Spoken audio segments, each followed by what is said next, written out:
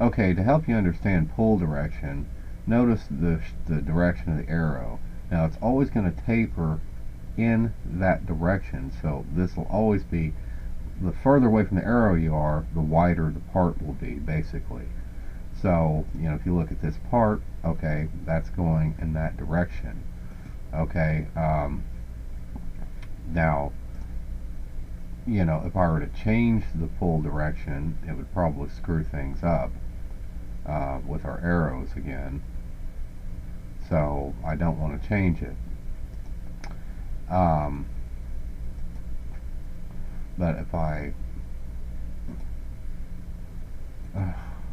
suppress this feature, unsuppress this one, okay, now this happens to have the exact same pull direction, but the plane is different.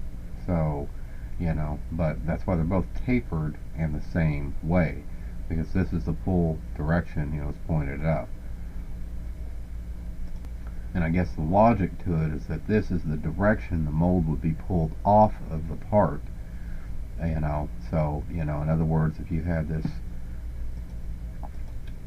a mold in here, this would be your parting line on your mold, but this part of it that we're applying the draft to, half of the mold would be pulled off in this direction, and another half would be pulled off in this direction.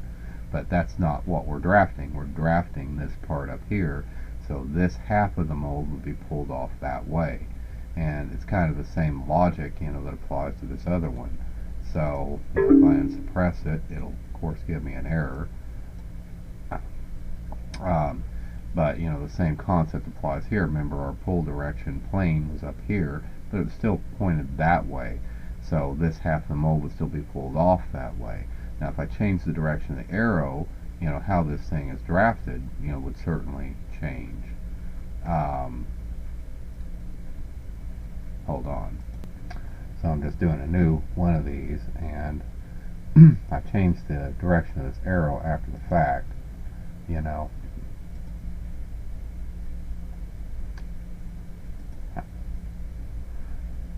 So see, the pull direction arrow is pointed that way. So again, but later on, we could split this into two separate parts, who knows. So, but and I just selected that one face, and the arrows were pointed down, but they weren't at first. So, but see, that's what I'm saying. So if I do it like this, I just went ahead and deleted that previous one. I'm creating a new one here, new draft. See, at first, they're pointed that direction, but if I go and flip our arrow, these don't change right now. So let's see what happens. Okay, it's still drafting downward or inward. So it's probably changed the direction of the arrows. No, it hadn't. Let's see, now if I do this, now the direction of the arrows change. Okay, and now it's drafting the other face. Curiously enough. So I'm doing it again. I've deleted the feature and I'm starting a brand new feature. Okay, so it starts by drafting that out. Okay, now I'm going to go edit it, and I'm going to change the direction of pull to where it's pointed down. Now these arrows are still pointed in the same direction, notice, but it's drafting the same face but in a different arrow direction, which is kind of what I'd expect. But now if I go flip the arrow back up, okay, now we're switching faces. Okay, now can I reverse the face? No, it'll give me an error. So the only way to reverse the fucking faces,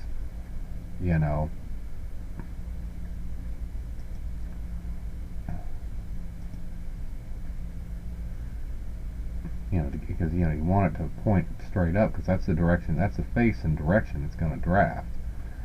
But I don't know if I can select all these and just choose other face. Yeah, that seems to have worked.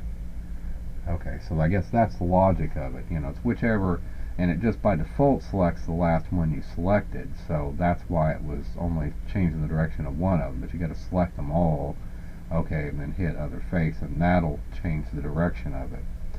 So anyway, unfortunately that guy didn't really cover that part of it, so anyway.